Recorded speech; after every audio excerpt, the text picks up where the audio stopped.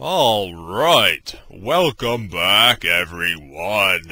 This is Mike and we are doing video update number 2. And yeah, we got a few things to talk about this time.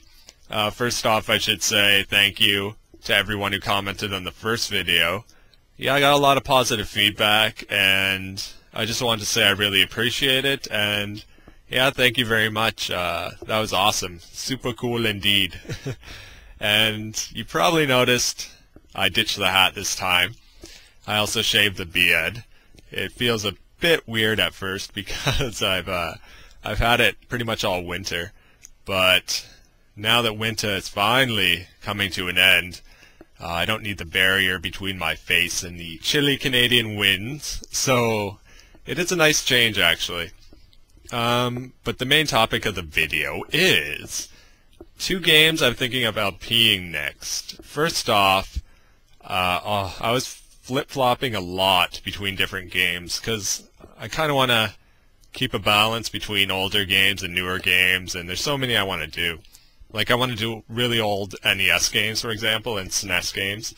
Like, I want to do the original Zelda, Metroid, and Super Mario 1. Like, I want to do all those, and there's so many others. But I think I'm going to stick with a newer game and a relatively older game this time.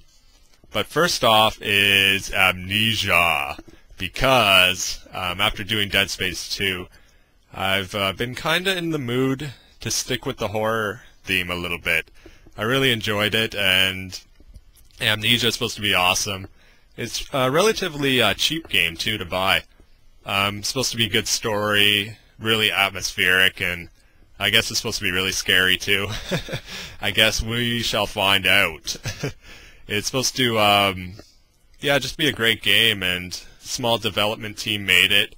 So it's a pretty big feat for a small development team to make a game that took off as much as it did, so that's great. And the other game I'm super excited about is Legacy of Kain: Blood Omen for the PlayStation. Released 1996 by Silicon Knights. Well, developed by Silicon Knights. Actually, with Silicon Knights, I should mention, I used to work for that company for just under 3 years. And this game was actually one of the first games that got me thinking about game development, because I saw Silicon Knights made it. I liked the game.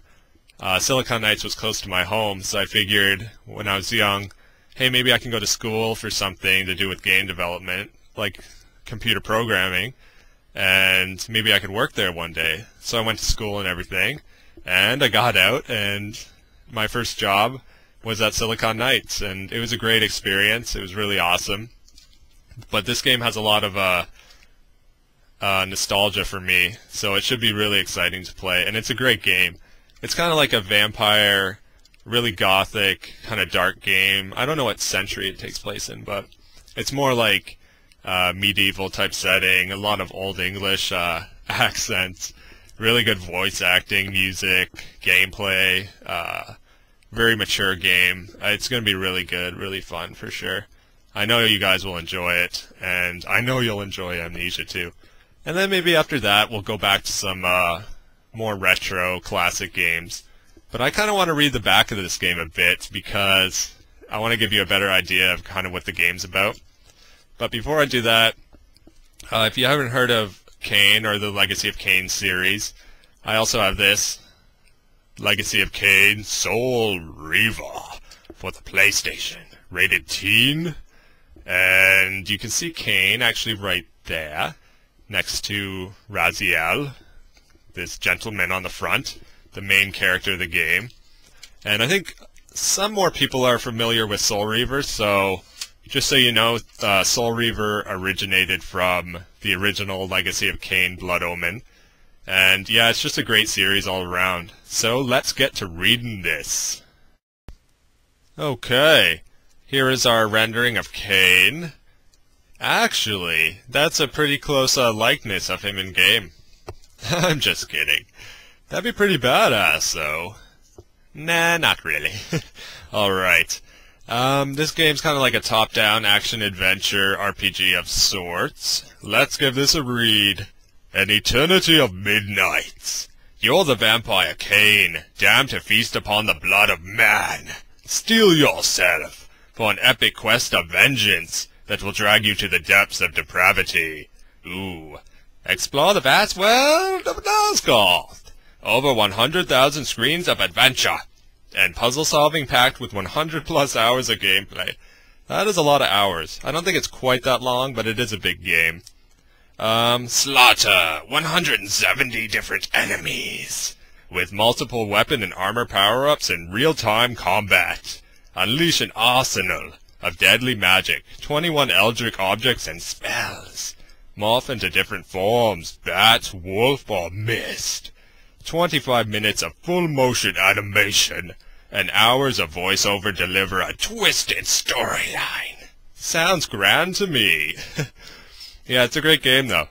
You can see a quote here. So cool, you won't want to play it alone in the dark.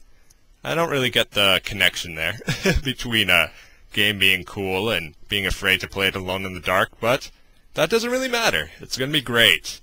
Animated violence, animated blood, and gore. So yeah, I hope you like this update, everyone. Gonna be a good game to play, and I'm super excited about it. See you later.